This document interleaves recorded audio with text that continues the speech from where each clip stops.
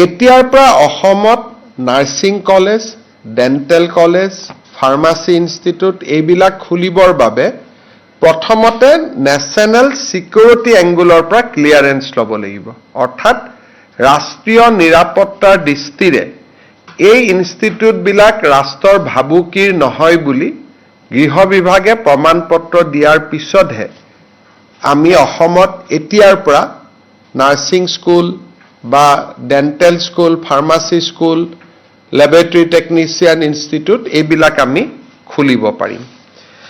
আৰু ইয়াৰ লগে লগে এই ইনষ্টিটিউটবিলাকে ৰাষ্ট্ৰৰ ধৰ্ম নিৰপেক্ষ নীতি মানিব লাগিব, প্ৰত্যক্ষ বা পৰোক্ষভাৱে ধৰ্মান্তৰকৰণৰ লগত নিজক জড়িত কৰিব নোৱাৰিব।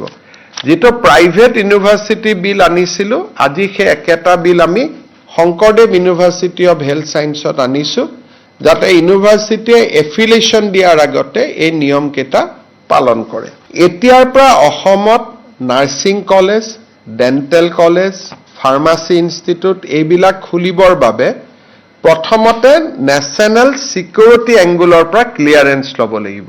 অৰ্থাৎ ৰাষ্ট্ৰীয় নিৰাপত্তাৰ দৃষ্টিৰে এই ইনষ্টিটিউটবিলাক ৰাষ্ট্ৰৰ ভাবুকিৰ নহয় বুলি গৃহ বিভাগে প্ৰমাণপত্ৰ দিয়াৰ পিছতহে আমি অসমত এতিয়াৰ পৰা নাৰ্ছিং স্কুল বা dental school, pharmacy school, laboratory technician institute এইবিলাক আমি খুলিব পাৰিম।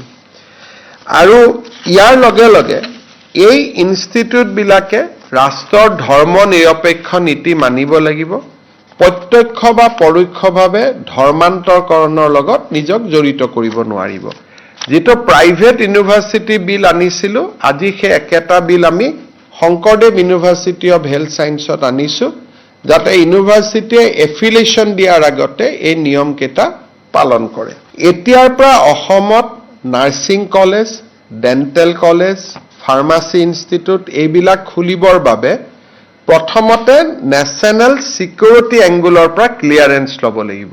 অৰ্থাৎ ৰাষ্ট্ৰীয় নিৰাপত্তাৰ দৃষ্টিৰে এই ইনষ্টিটিউটবিলাক ৰাষ্ট্ৰৰ ভাবুকিৰ নহয় বুলি গৃহ বিভাগে প্ৰমাণপত্ৰ দিয়াৰ পিছতহে আমি অসমত এতিয়াৰ পৰা নাৰ্ছিং স্কুল বা dental school, pharmacy school, laboratory technician institute এইবিলাক আমি খুলিব পাৰিম।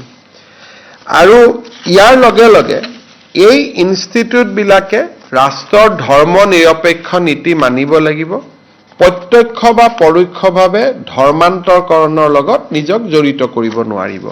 যিটো প্ৰাইভেট ইউনিভাৰ্চিটি বিল আনিছিলোঁ, আজি সেই একেটা বিল আমি শংকৰদেৱ ইউনিভাৰ্চিটি অৱ হেল্থ ছায়েন্সত আনিছোঁ, যাতে ইউনিভাৰ্চিটিয়ে এফিলিয়েশ্যন দিয়াৰ আগতে এই নিয়মকেইটা পালন কৰে।